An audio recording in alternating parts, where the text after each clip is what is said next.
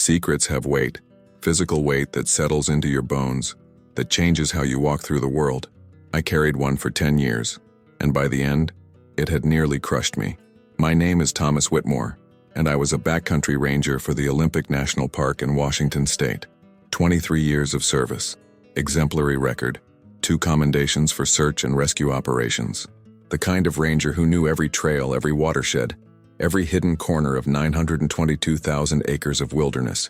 I was reliable, trustworthy, the person they sent when situations required discretion and competence, which is probably why, on November 3, 2013, I was the one who found her dying. I'd been dispatched to investigate reports of unusual animal distress sounds near the Hoh River Valley, a remote section where old-growth temperate rainforest created a cathedral of moss and cedar that tourists rarely penetrated. Probably an injured elk, dispatch said. Document and assess. Standard protocol. The sounds led me 3 miles off trail, into terrain so dense I had to use my compass and instinct more than my map. And there, in a small clearing beneath a massive Sitka spruce, I found something that shouldn't exist. She was lying on her side, breathing in shallow gasps, 8 feet tall, even prone, covered in dark reddish-brown fur matted with blood and mud. One leg was crushed, compound fracture, bone visible through torn flesh, the kind of injury you get from a massive fall or a tree strike. And she was looking at me, not with animal panic, with awareness, with the understanding that I was her last chance. I'd spent 23 years in wilderness, tracking animals, documenting wildlife, understanding predator-prey dynamics. I knew every large mammal in the Pacific Northwest. I knew what belonged. This didn't belong. Not in taxonomy, not in accepted reality. But she was real. She was dying. And she was looking at me with eyes that held something I couldn't deny. Consciousness. Personhood. A silent plea that transcended species. I should have radioed for help.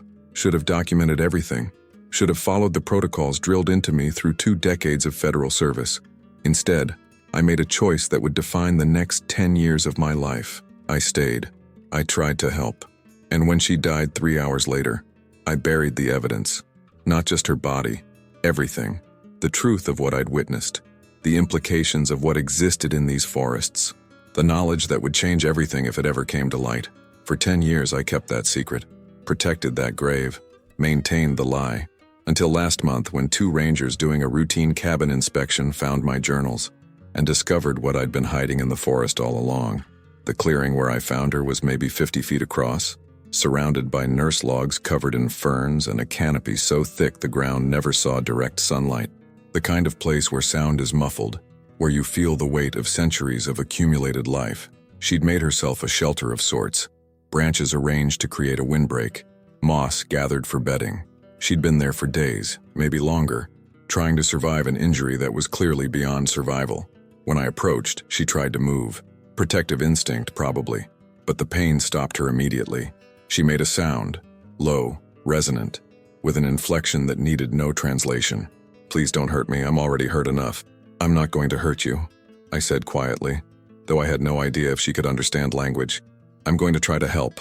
I assessed the injury with 20 years of wilderness first aid training. The leg was destroyed, shattered femur, massive soft tissue damage, signs of infection already setting in. Even with immediate surgical intervention and antibiotics, the prognosis would be grim. Out here 3 miles from the nearest trail with no way to transport something her size? She was dying. We both knew it. But I opened my medical kit anyway. Started with pain management. I had morphine in my emergency supplies, standard for serious human injuries. I calculated dosage based on estimated body weight, loaded the syringe, and showed it to her. She watched. Didn't pull away when I found a large blood vessel in her arm and administered the injection. Just watched with those eyes. Dark brown, deeply intelligent, resigned to whatever I was about to do. The morphine took effect within minutes. Her breathing eased. The tension in her body relaxed, and she made another sound. Softer this time. Something like gratitude. I treated the wound as best I could. Cleaned it with antiseptic. Packed it with gauze. Wrapped it with all the bandaging I had. Knowing it was futile. Knowing I was performing rituals of care for someone who was already beyond saving. But it mattered to her. I could see it in the way she watched me work. In the way she relaxed as I demonstrated gentleness. In the way she reached out. Slowly, giving me time to pull back if I wanted, and touched my hand. The contact froze me. Her hand was enormous, rough-palmed, but the gesture was unmistakably tender. She held my hand for maybe 10 seconds. Then she vocalized again. Complex patterns I couldn't understand but could feel. She was communicating something important. I pulled out my radio, stared at it, thumb hovering over the transmit button. If I called this in, everything would change. A response team would arrive. Photos would be taken. Evidence collected. This being, this person, would become a specimen, a discovery, a scientific revolution, and her death would become public, analyzed, dissected, turned into data. She was watching me, watching the radio, and I swear she understood what it represented, what choice I was facing. She shook her head, a distinctly human gesture. Then she vocalized again, and the meaning was crystal clear in her tone. No, please no. I turned off the radio, put it away. Okay, I said. No one else, just us. She closed her eyes, relief evident in her posture. I stayed with her for 3 hours. As the morphine wore off, I administered more. I gave her water from my canteen, which she drank gratefully. I tried to make her comfortable, adjusting the moss bedding, creating better shelter from the wind that had started picking up. And I talked to her about nothing important, about the forest, about my work, about how beautiful this place was, how ancient, how sacred, just filling the silence with the sound of a voice so she didn't die alone. She listened, sometimes making sounds in response, not language I understood, but acknowledgement, conversation. Near the end, as afternoon faded toward evening, she did something that broke me. She pulled something from beneath her makeshift bedding, a bundle wrapped in cedar bark. She pressed it into my hands with surprising strength. I unwrapped it carefully. Inside were 4 items: a carved bone, polished smooth and etched with symbols, a river stone with a hole worn through it, a bundle of white feathers tied with grass, and a small wooden figure, roughly humanoid, carved with detail that showed clear artistic intent. Artifacts, cultural objects, things that mattered to her. She was giving me her possessions, her proof that she'd existed as more than an animal, as someone who created, who valued beauty, who participated in culture. I'll keep them safe, I promised. I'll make sure they're protected. She made one final sound, peaceful, accepting, and then she died. I sat with her body until full dark. Then I made my decision. I couldn't let her be found, couldn't let her become a specimen. She'd asked, as clearly as anyone can ask without shared language, for privacy and death, and I was going to honor that. I spent the next 6 hours digging. The rainforest soil was soft, thick with centuries of decomposition. I dug deep, 6 feet down, which took everything I had. Then I wrapped her body in my emergency tarp and lowered her into the grave. I buried her with reverence, covered the grave with soil, then moss, then scattered forest debris. Within a week, the rainforest would reclaim the site. Within a month, it would be indistinguishable from the surrounding forest floor. I marked the location on my personal GPS, not in any official system, just coordinates I memorized. A grave I'd be able to find again, but no one else would. Then I hiked back to my truck, filed a report about investigating unusual sounds. Turned out to be a rock slide, nothing more. Returned to my station, resumed my duties, and began 10 years of living with what I'd done. I destroyed evidence, concealed a body, violated every protocol of scientific documentation and federal responsibility, but I'd honored a dying person's final request. And somehow that felt more important than any regulation or career consequence. The artifacts I kept in my cabin, hidden, sacred, proof that I wasn't crazy, that what I'd witnessed was real, proof that would eventually destroy everything. Living with a secret like that changes you. You can't unknow what you know, can't unsee what you've seen. Every day becomes a performance, acting like the world is what everyone thinks it is, while carrying the knowledge that it's something entirely different. I became obsessive about that section of the forest. I'd volunteer for patrols in the Ho River Valley, check the gravesite monthly, ensuring it remained undisturbed. Look for any signs that others of her kind might be nearby, and I found them. Not individuals. I never encountered another one directly, but evidence. Tracks, tree breaks at impossible heights, arranged stones near water sources, vocalizations in the distance that didn't match any cataloged species. They were there, a population, small, scattered, invisible to casual observation, living in the gaps of human awareness, surviving in the few places we'd left alone. I documented everything, not in official reports, in personal journals, detailed observations, sketches, photographs taken on my personal camera, building a private archive of what existed in these forests beyond accepted knowledge. The journals filled up. 1 became 5, 5 became 12, 12 became 23. 10 years of documentation hidden in my ranger cabin, recording the presence of beings the world didn't believe in. I told myself I was being careful, strategic, waiting for the right moment to reveal what I knew. Waiting for what? I didn't know. Some future moment when humanity would be ready for this knowledge? When revealing it wouldn't immediately trigger the kind of response that would destroy what I was trying to protect? But really, I was a coward. I'd made a choice in that clearing 10 years ago, and I was too committed to it, or too afraid of the consequences, to change course. My colleagues noticed changes. I became withdrawn, less social. I'd decline gatherings, avoid conversations that went deeper than superficial work topics. How do you maintain friendships when you're carrying a secret that makes you fundamentally dishonest in every interaction? You doing okay, Tom? My supervisor, Carol Martinez, asked me in 2018. You seem distant lately. I'm fine, just getting older, enjoying solitude more. You've always enjoyed solitude. This is different. This is isolation. I'm fine, I repeated, and she let it drop. Because I was reliable, because my work was impeccable, because there was no obvious reason to push harder. But she was right. I was isolating, building walls between myself and everyone else, because the secret was becoming part of my identity, and I didn't know how to be close to people while holding something so fundamental back. In 2019, I started visiting the grave more frequently, weekly instead of monthly. I'd sit there for hours, talking to her, updating her on what I'd observed, asking questions I knew she couldn't answer. Did I do the right thing? Hiding you? Hiding them? Or am I just protecting my own cowardice?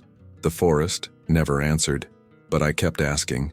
In 2020, during the pandemic when the parks were closed and the forest was emptier than I'd ever seen it, I started seeing more evidence. They were adapting to the absence of humans, moving into territories they'd avoided, leaving more signs, almost like they were relaxing, expanding into space we'd temporarily vacated. It was beautiful and heartbreaking.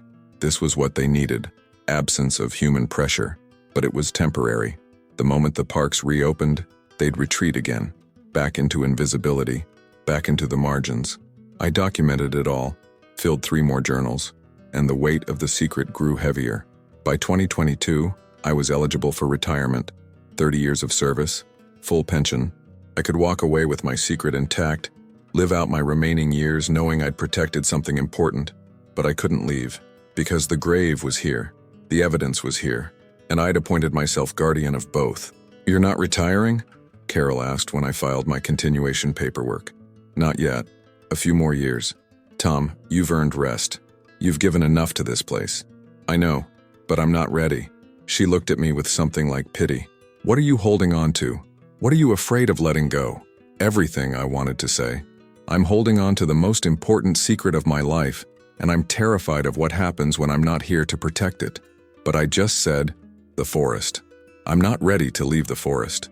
In January 2023, new rangers arrived, fresh from training, enthusiastic, equipped with new technology, better cameras, thermal imaging, drone surveillance for search and rescue operations, progress, efficiency, better tools for better service, and more ways to find what I'd been hiding. One of the new rangers, a kid named Alex Morrison, was particularly tech-savvy. He started a project mapping every structure in the backcountry, cataloging every cabin, every shelter, every permanent human presence, creating a comprehensive database. It's about historical preservation, he explained at a staff meeting. We should know what's out there, document it, understand the human footprint in the wilderness. Everyone nodded. It made sense. It was good stewardship, but it meant every ranger cabin, including mine, would be inspected, documented, photographed, including the contents. I had maybe 3 months before they reached my cabin in their systematic survey. 3 months to decide what to do with 23 journals full of evidence I'd been hiding for a decade. I could destroy them, burn them, eliminate the evidence, and continue living with the secret locked only in my memory. But that felt like desecration. Those journals were testament to her existence, to their existence. Destroying them would make her death meaningless, would erase the only record that she'd lived, created, mattered. Or I could come clean, reveal everything, face the consequences, and finally let someone else carry the weight of this knowledge. I had 3 months to decide. I spent 2 months and 29 days paralyzed by indecision, and then they arrived at my cabin while I was on patrol and made the decision for me. I was checking trail conditions near Blue Glacier when I got the radio call. "Tom, this is Carol. Need you to return to your cabin, immediately." Her tone was wrong, too careful. The voice of a supervisor who discovered something problematic and was choosing words with legal precision. "What's going on? Just need you here." "ETA? 3 hours. Copy. 3 hours." I hiked back faster than I should have, my mind racing through possibilities. Had they found the journals? Had someone reported suspicious activity near the grave site? When I reached the cabin, there were 4 people waiting. Carol, Alex Morrison, and 2 people I didn't recognize, a man and woman in civilian clothes that somehow screamed federal authority. The journals were laid out on my cabin table, all 23 of them, open, photographed. "Tom," Carol said, her voice heavy. "What is this?" I stood in the doorway, looking at a decade of secrets exposed under fluorescent light, documentation of tracks, sketches of figures, detailed observations of behaviors, coordinate logs, and in the center, protected in plastic evidence bags, the artifacts, the bone carving, the stone, the feathers, the wooden figure. "It's research," I said. "Personal research. Personal research into cryptids." The man in civilian clothes stepped forward. "I'm Dr. Richard Hammond, Fish and Wildlife. This is Agent Sarah Chen, Department of Interior. We need to talk about what you've documented here. I don't have to talk to you without representation. You're not under arrest," Agent Chen said. "Yet. But these journals describe the concealment of remains, the failure to report discovery of what appears to be an unknown primate species, and a decade-long violation of federal reporting requirements. So yes, legal representation would be advisable. But first we need to know, is this real?" I looked at Carol. She looked devastated, betrayed. 20 years of working together, and I'd been hiding this the entire time. "It's real," I said quietly. "You found a body, an actual specimen of an unknown hominid species, and you buried it without reporting." Dr. Hammond was reading from one of the journals. November 3rd, 2013. She died at approximately 1847 hours. I made the decision to inter the remains at the original location. I cannot allow her to become a specimen. She died with dignity. She deserves rest with dignity. He looked up. "Where is this location?" "I'm not telling you. Mr. Whitmore, this is potentially one of the most significant biological discoveries in human history. The remains need to be recovered, analyzed, properly documented. She was a person, not a discovery, and she asked, in the only way she could, not to be disturbed. I honored that request.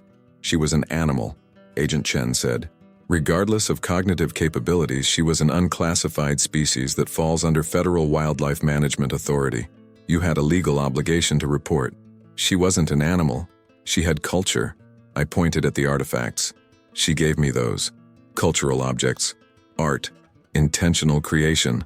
That's personhood, not instinct. That's interpretation," Dr. Hammond said.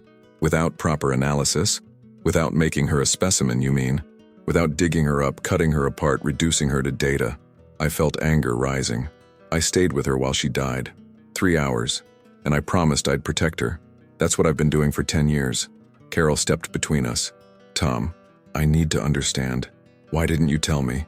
Tell anyone? If what you're saying is true, if there's a population of these beings in the park, we could have protected them, created conservation protocols, done this right. Like we've done right by every other species we've discovered." I looked at her. "Name one time. One time. When first contact with an unknown population ended well for that population. One time when protection didn't become management, study, control. One time when we left something alone just because it deserved to be left alone." She didn't answer, because we both knew the truth. Dr. Hammond pulled out a tablet.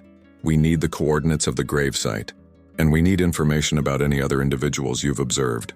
Population estimates, territorial ranges, breeding evidence, Everything in these journals needs to be verified and expanded upon. No, this isn't optional.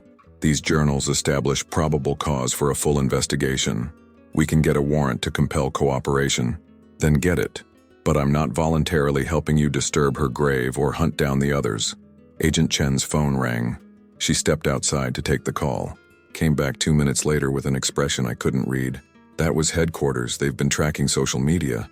Apparently someone posted photos of these journals online about an hour ago. We all turned to look at Alex Morrison. He had the grace to look embarrassed.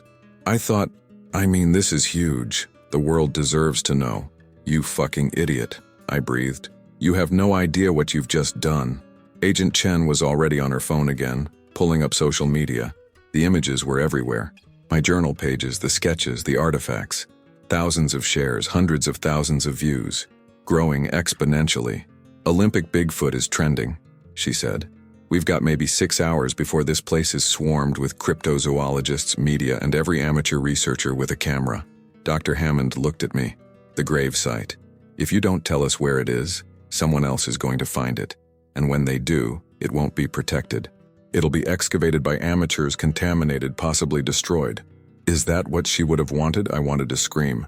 To rage against the impossibility of the situation. I'd kept this secret for 10 years, trying to protect her, trying to honor her final request. And in one afternoon, a kid with a smartphone had destroyed everything. Carol touched my arm. Tom, help us protect the site. Not study it, not excavate it. Just protect it from what's coming, please. I looked at her, at the genuine concern in her eyes, at the dawning horror of what was about to descend on this forest. Okay, I said. I'll show you where she is, but we go now, before the crowds arrive, and we establish a perimeter. No excavation, no disturbance, just protection. Agreed, Dr. Hammond said. It was a lie. We both knew it was a lie, but it was the only option I had left. Within 2 hours, we were hiking toward the gravesite, and I was leading federal authorities to the one thing I'd sworn to keep hidden. 10 years of protection, ended by a smartphone photo.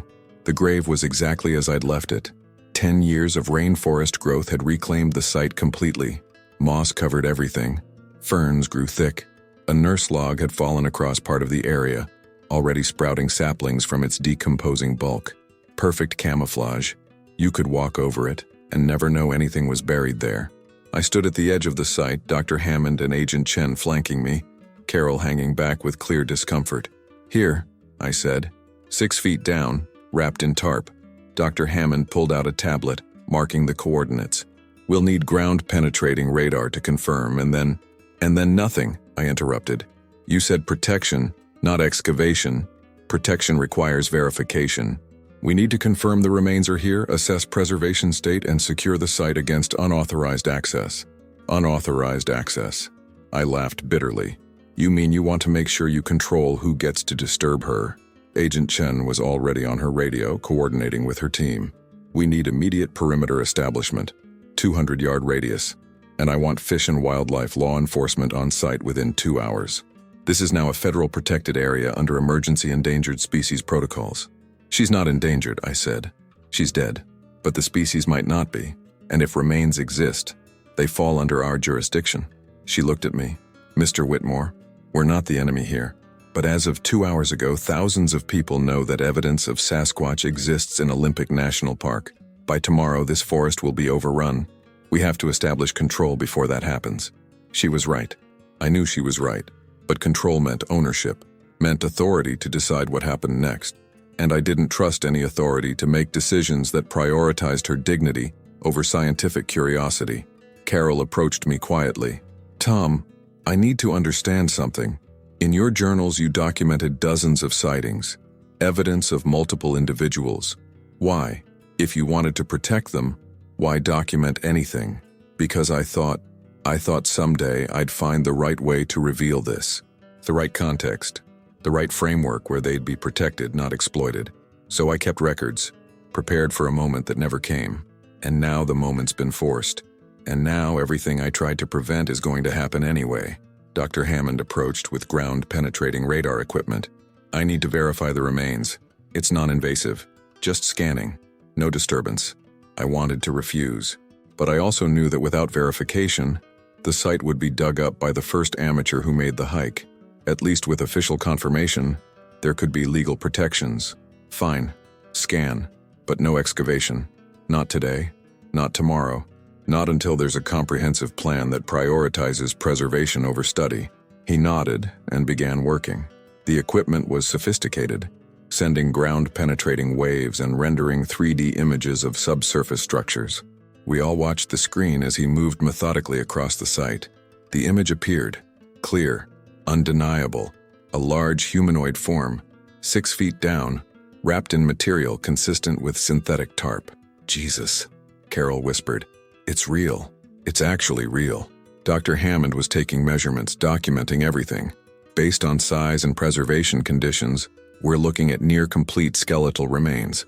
Soft tissue likely mostly decomposed, but bone structure should be intact. This is... He stopped, struggling for words. "This is unprecedented." Agent Chen was already making calls. "I need anthropological forensics. I need a security team. I need this site locked down within 4 hours. And I need legal ready to establish this as a protected archaeological site under NAGPRA." "She's not Native American," I interrupted. "NAGPRA doesn't apply. We don't know what applies, that's the point. We're in completely uncharted legal territory." She looked at me.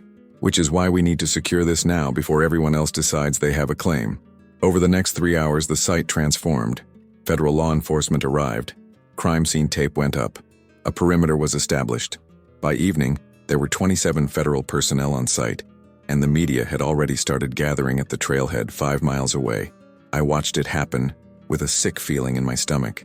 I'd created this by documenting, by keeping the artifacts, by maintaining journals that proved what existed here. I'd tried to protect her, and instead I'd ensured that her grave would become ground zero for the biggest anthropological debate in human history. That night, camped at the perimeter, Dr. Hammond approached me with his tablet. "I need to show you something." The social media response. He pulled up feeds. Thousands of posts, millions of impressions. Olympic Bigfoot, whistleblower ranger, hidden species. My journals had been dissected, analyzed, debated. Every sketch scrutinized. Every observation questioned or confirmed by armchair experts. But there was something else. Indigenous groups from the region, Kino, Kilot, Ho, had released statements. "These beings are known to our people. They are our relatives. Any disturbance of remains is a violation of sacred law." Conservation organizations were demanding immediate protected status. Cryptozoologists were claiming vindication. Skeptics were calling it an elaborate hoax. Religious groups were debating the theological implications of another hominid species.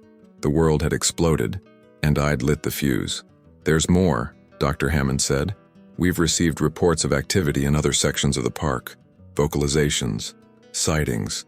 It's like they know. Like they're responding to what's happening here." "They do know," I said. "They're not animals. They communicate. They have networks. And they're watching us desecrate one of their dead." "We're not desecrating. What would you call it? We've turned her resting place into a circus. We've made her death public property. We've violated everything she asked me to protect." I stood up. "I'm done. I'm not participating in this anymore. You don't have a choice.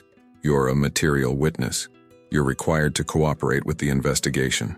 Then charge me, arrest me, but I'm not helping you do this." Agent Chen emerged from her tent. "We have a bigger problem. Someone leaked the coordinates. They're on Reddit, Twitter, every forum.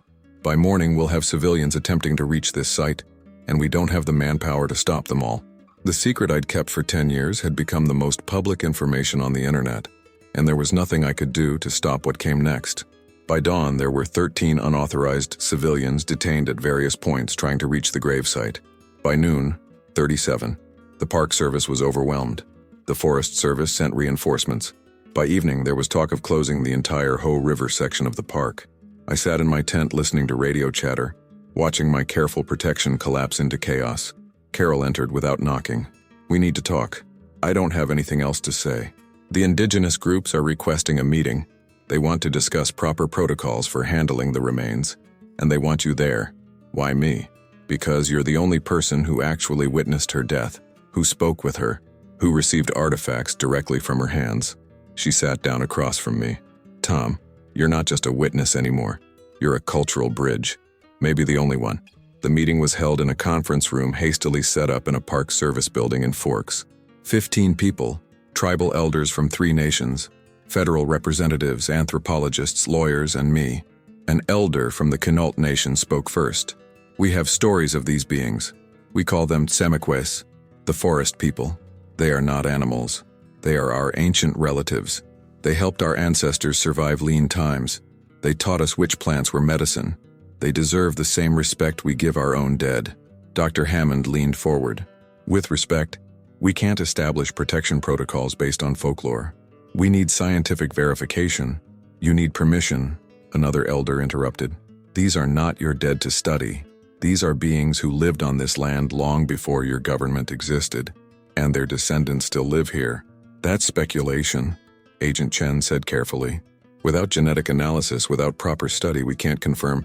You want to cut her open to confirm she's worthy of respect? I found myself speaking. She died in agony, alone except for a stranger who stayed with her out of basic decency.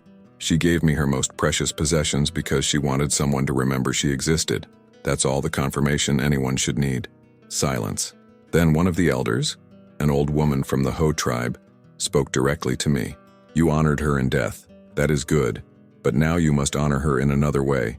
You must tell her story. Not the scientific story, the human story. What she showed you, what you felt, what changed in you. I've told it. The journals are data. I'm asking you to testify, to witness, to stand before the world and say, I met a person, not a creature, not a cryptid, a person, and this is what it means. Dr. Hammond objected. That's anthropomorphization.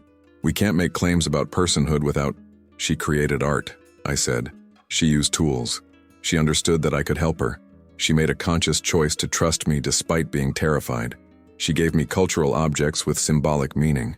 She asked, without words but with absolute clarity, for her death to be private. What part of that isn't personhood? The part where she's not Homo sapiens, Agent Chen said. Look, I'm sympathetic, but legally she's an animal. Unknown primate, yes. Sophisticated, yes. But still wildlife under federal jurisdiction. The Quinault elder stood.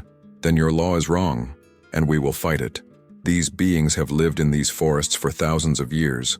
They have rights that predate your nation, rights we have always honored. And we will not allow their dead to be disrespected because your science cannot recognize what our traditions have always known. The meeting dissolved into arguments, legal precedents, scientific requirements, indigenous sovereignty, federal authority, everyone talking over everyone else. Except the old Ho woman. She was watching me. When our eyes met, she gestured, "Come outside." I followed her out into the parking lot. She walked slowly, using a cane, until we were away from the building. You carry guilt, she said. Heavy guilt. You think you failed her. I exposed her. Everything I tried to protect, I destroyed. No, you protected her for 10 years. That is 10 years she rested in peace. That is 10 years her people lived without your kind hunting them. You did not fail, the world failed. But you honored her. And now you must decide. Will you help them dig her up? Give them what they want? Or will you continue to honor her wishes? I don't have power to stop them. You have the power of witness, of truth, of standing in their way and saying, no further. She touched my arm. There are old laws, sacred laws, about disturbing the dead. Your people have forgotten them, but they still apply. And if enough people stand together and say no, even your federal government must listen. You're asking me to refuse to cooperate. I'll be charged, prosecuted. Yes, you will suffer for doing right. This is often the cost of honor, she smiled. But you will not suffer alone. Our nations will stand with you, and others, many others. She was right. By that evening, social media had shifted. The initial sensation-seeking had given way to deeper questions. Ethicists debating whether scientific value justified disturbing remains. Indigenous advocates arguing for sovereignty and sacred site protections. Animal rights organizations demanding personhood recognition for hominid species. And ordinary people, thousands of them, asking a simple question. If she was a person, doesn't she deserve to rest in peace? A movement was forming. Not organized, not led, but growing. Let her rest. Petitions. Protests planned. Letters to Congress. Demands that science yield to dignity. Dr. Hammond approached me that night. We have a problem. The Secretary of Interior is receiving significant pressure. There's talk of establishing this site as a protected indigenous cultural area, which would prevent excavation. Good. Not good. We need that DNA. We need skeletal analysis. This could be the most important anthropological finding in a century, and politics might prevent any study at all. Then maybe it should be prevented. You don't mean that. You're a scientist, Tom. You understand the value of knowledge. I understand the value of consent. She didn't consent and she can't consent now, so the answer is no. We'll get court orders. Move forward regardless. Then you'll do it over my protest, and the protest of 3 indigenous nations, and thousands of people who've decided she deserves better than being treated like a fossil. He walked away, frustrated, angry, but also, I thought, uncertain, because the question was simple. What matters more, knowledge or dignity, discovery or respect? And once that question is asked out loud, there's only one answer that doesn't make you a monster.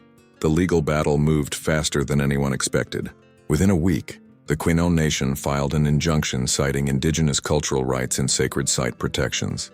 2 conservation groups filed supporting briefs arguing for endangered species protections that precluded invasive research.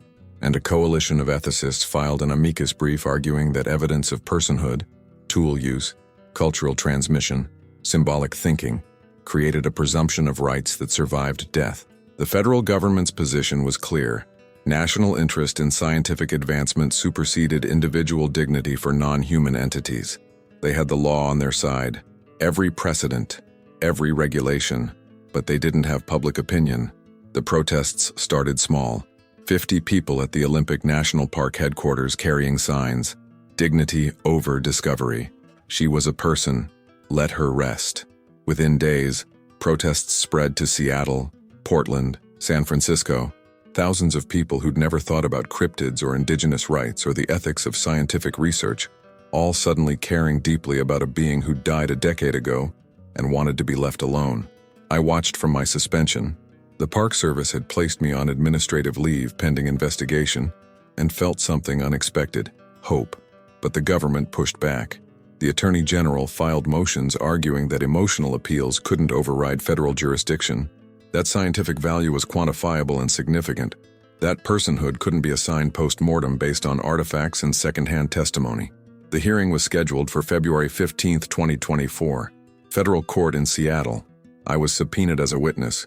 So were the anthropologists, the indigenous leaders, and Dr. Hammond. My testimony was scheduled for day 3.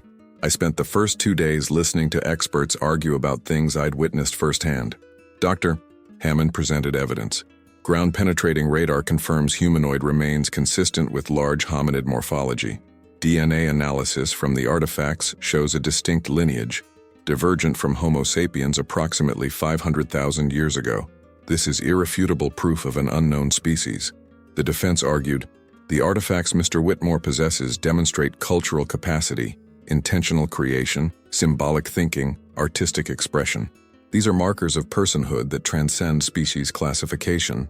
Federal prosecutors countered, personhood is a legal status, not a biological one. Chimpanzees demonstrate tool use and cultural transmission. We don't grant them personhood. Complexity doesn't equal legal rights. Back and forth. Arguments I'd heard before. Legal precedents about animal rights, indigenous sovereignty, federal authority, scientific freedom.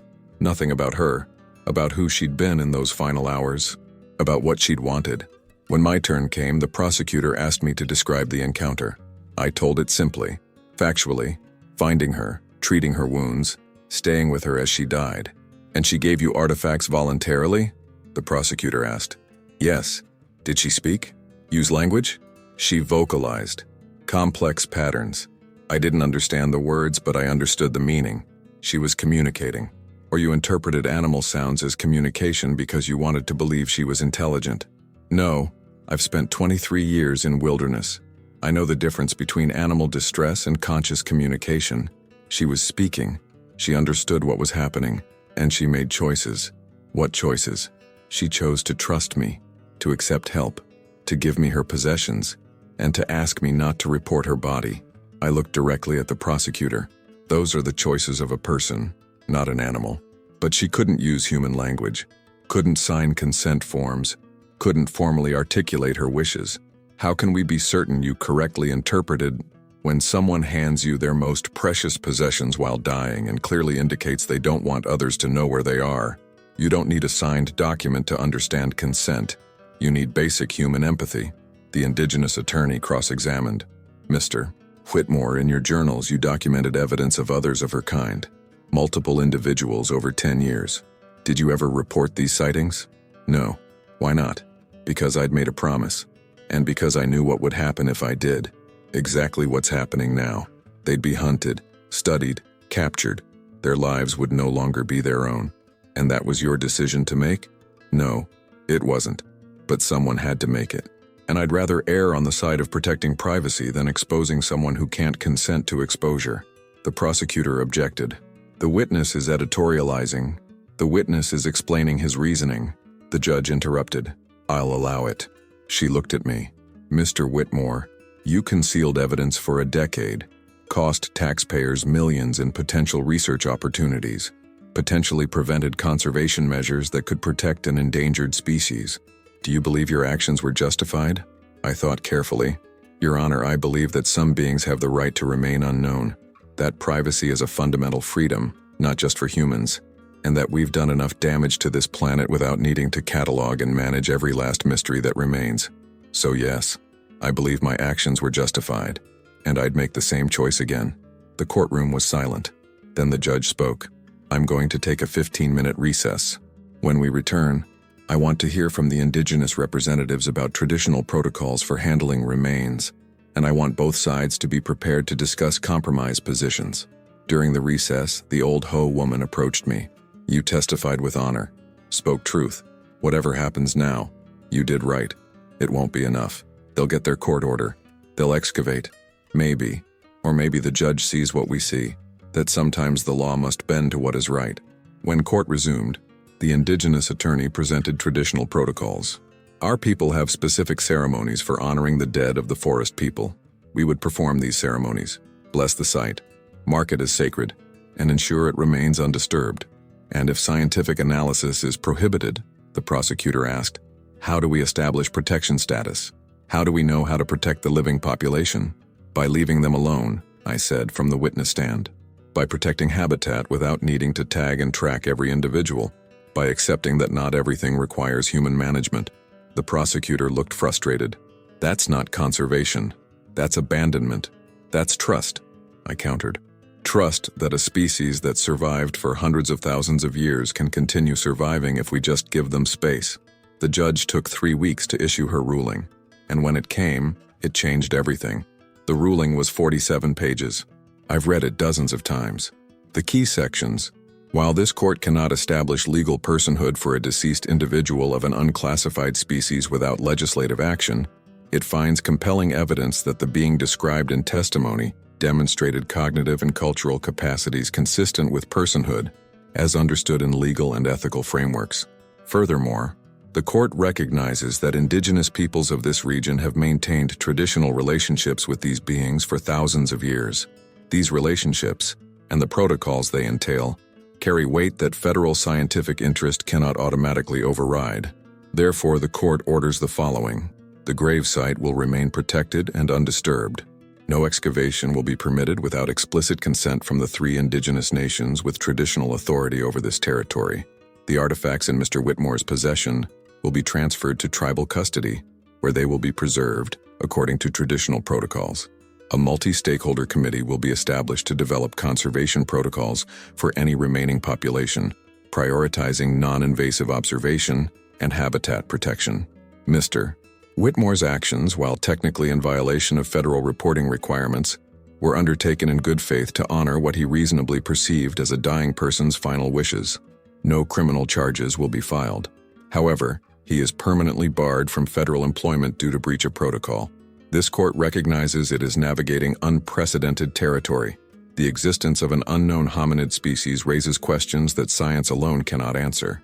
Ethics, tradition, and basic respect for dignified death must inform our choices. Sometimes the most important discoveries are the ones we choose not to make. The response was immediate and divided. Scientific organizations condemned the ruling as anti-knowledge and precedent-setting obstruction of research. Conservation groups celebrated it as recognition of inherent rights beyond species classification. Indigenous communities held ceremonies blessing the gravesite and thanking ancestors for guiding the decision, and the public remained engaged. Let Her Rest became a broader movement, questioning what we owe to non-human persons, challenging the assumption that scientific value justified any intrusion, demanding that conservation include autonomy, not just survival. I attended the ceremony marking the grave as sacred ground. 300 people gathered, indigenous leaders, rangers, activists, and ordinary citizens who felt connected to something they'd never seen but somehow understood. The Ho elder who'd advised me performed the blessing. She spoke in her traditional language, then translated, "We honor the one who rests here. We remember her life. We protect her peace. And we ask forgiveness for the intrusion of these weeks, even in service of protection. May she rest in the silence she chose. May her people find safety in the shadows they prefer. May we learn to leave some mysteries unsolved, some knowledge unclaimed, some beings free from our need to understand." After the ceremony, Carol found me. "I owe you an apology. When I first saw those journals, I felt betrayed. I thought you'd been lying to me for a decade. I was lying to you for a decade. You were protecting something you believed deserved protection. That's not the same thing." She paused. "For what it's worth, I think you were right. Not about the method, concealing evidence, failing to report, but about the core question.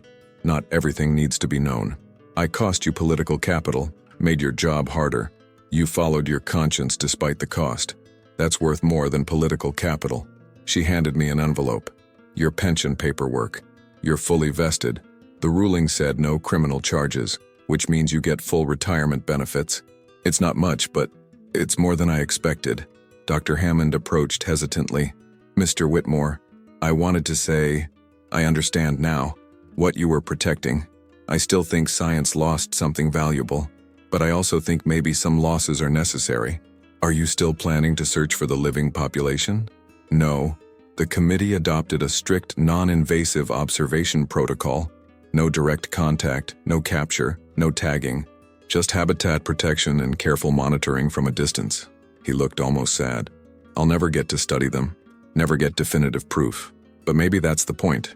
Maybe they deserve to exist outside our definitions." "They do," I said. "They absolutely do." The Ho elder requested a private conversation before I left. We walked to a quiet spot overlooking the forest. "You kept her secret for 10 years. That is a long time to carry weight alone. Not alone anymore. No. Now the world carries it with you, but the weight is different now. Lighter, maybe.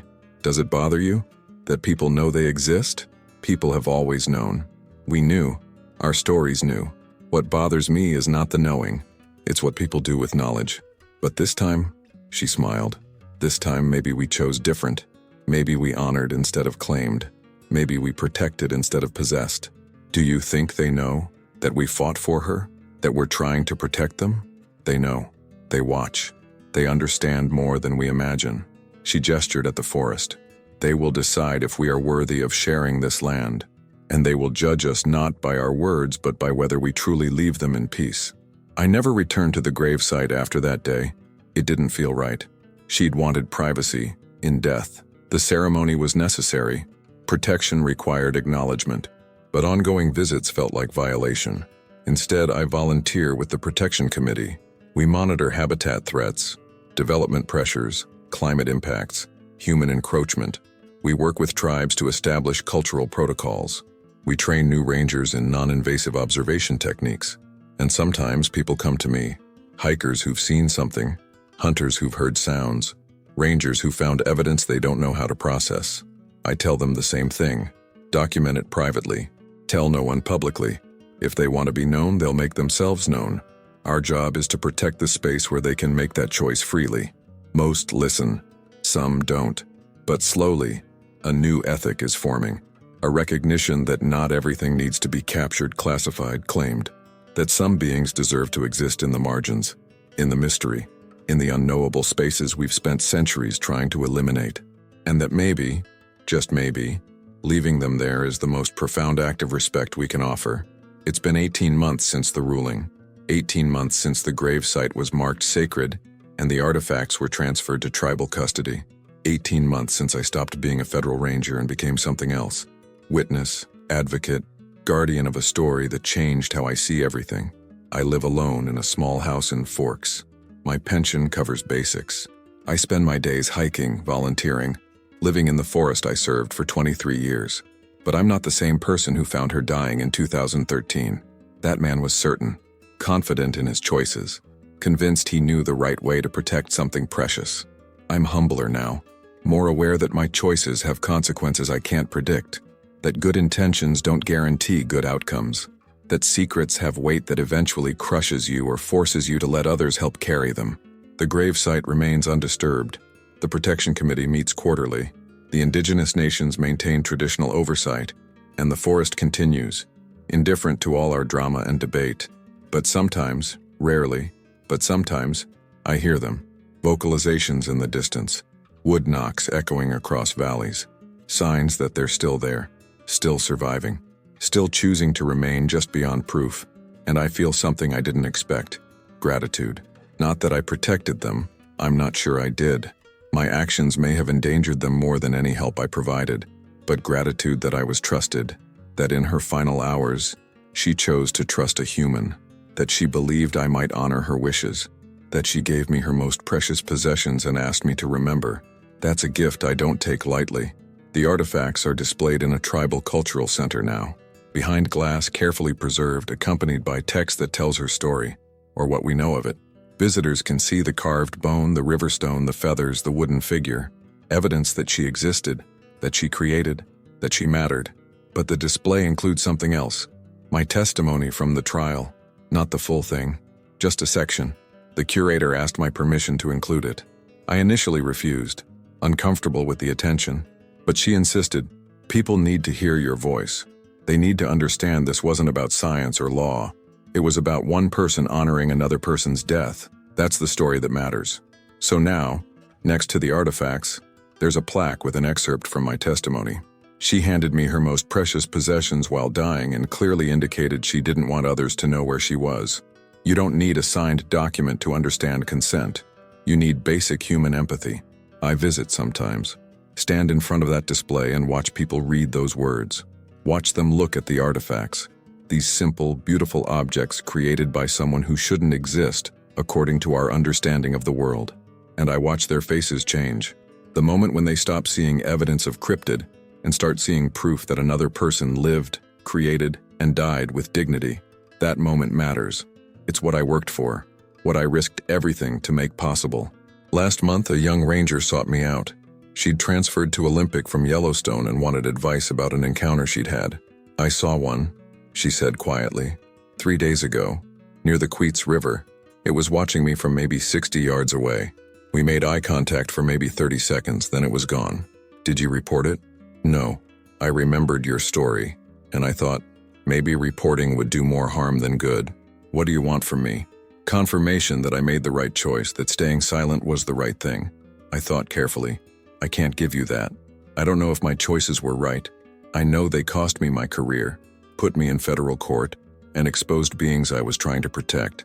But I also know that staying silent allowed her to rest in peace for 10 years, and maybe that mattered more than any research we lost. So what should I do? Document it privately. Tell no one who would act on it. And if you see one again, watch, listen, respect boundaries. Treat them as you'd want to be treated if your roles were reversed." I paused. "And if one of them is ever dying and you have the chance to stay with them, stay. Don't let them die alone. That matters more than anything else." She nodded, understanding. Before she left, she asked, "Do you think they know? That you tried to protect them? That people fought for her?" "I hope so, but I also hope they don't need to know.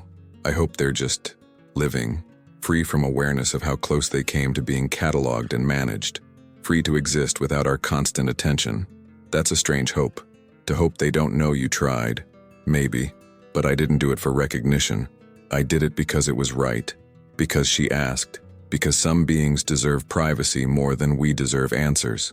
She left, but her visit reminded me that the work continues. Every ranger, every hiker, every person who encounters something unexplainable has to make their own choice. Document and expose, or witness and protect. I can't make those choices for them. I can only tell my story, testify to what I witnessed, advocate for ethics that put dignity above discovery, and hope that enough people make the harder choice, the one that requires restraint, the one that prioritizes their freedom over our curiosity. I returned to the forest yesterday, not to the gravesite, I'll never go there again, but to the area where I've seen evidence over the years, tracks, arrangements, signs of continued presence. I sat on a log and listened, to ravens calling, to wind through old growth, to the creek running cold and clear toward the ocean. And I thought about her, about those 3 hours I spent with a dying person who trusted me with her final wishes, about the artifacts she gave me, about the responsibility I still carry to honor her memory. I don't know if I succeeded. Don't know if the ruling was right, if the protection protocols will work, if her people will survive the pressures of the modern world. But I know I tried, and I know that sometimes trying is all we can offer. The forest doesn't need my certainty. It doesn't need my protection. It's been here for thousands of years and will be here thousands more, indifferent to human drama. But the beings who share it, who live in its shadows, who trust in its silence, who deserve freedom from our constant need to know, they need advocates. They need people willing to choose restraint over revelation, privacy over proof, dignity over data. That's what I learned from her. From 3 hours with a dying person who taught me that not everything worth knowing needs to be shared. Some truths are meant to be witnessed, honored, protected, and then left alone in the silence they deserve.